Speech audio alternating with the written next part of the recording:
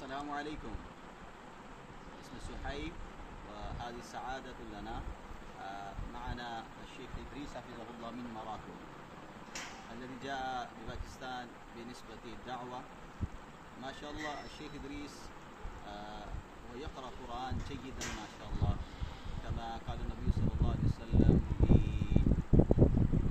للصحابي أبو موسى شاري رضي الله تعالى عنه: أوتيت بمزامير القرآن. وهكذا ما شاء الله الشيخ حفظه الله، الله سبحانه وتعالى أعطاه ما شاء الله الصوت ما شاء الله لين وحلو. أنا ألتمس من الشيخ أن يقرأ علينا نبذة من القرآن في رواية ورش النافع ما شاء الله. بسم الله الرحمن الرحيم. أخونا وحبيبنا، نحن جئنا عندكم خارجين في سبيل الله، وهذا ظنكم فينا، هذه نظرتكم الطيبة الجميلة، وإن كنا لسنا لها أهلا، ولكن إن شاء الله تعالى نزولا عند رغبتكم سوف نقرأ ما تيسر من القرآن الكريم. أعوذ بالله من الشيطان الرجيم.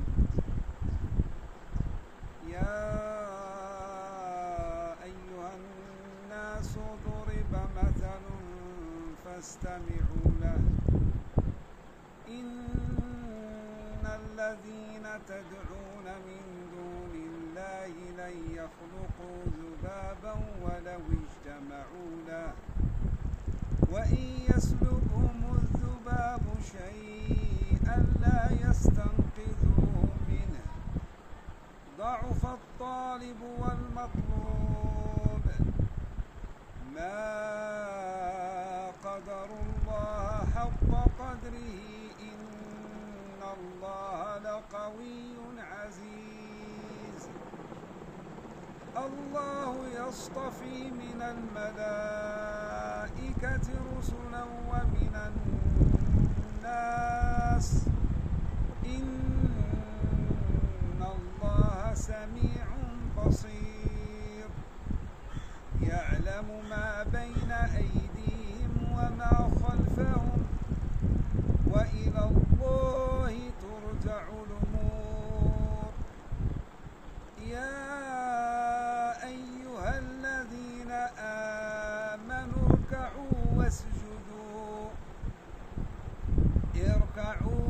واسجدوا واعبدوا ربكم وافعلوا الخير لعلكم تفلحون.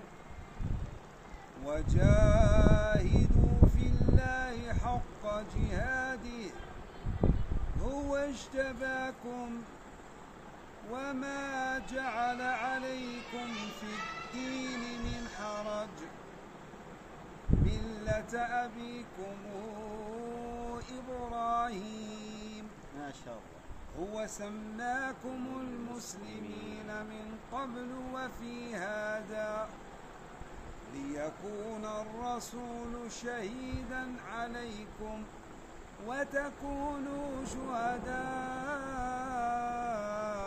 على الناس. جزاك الله. فأقيموا الصلاة وآتوا الزكاة واعتصموا بالله هو مولاكم، فنعم المولى ونعم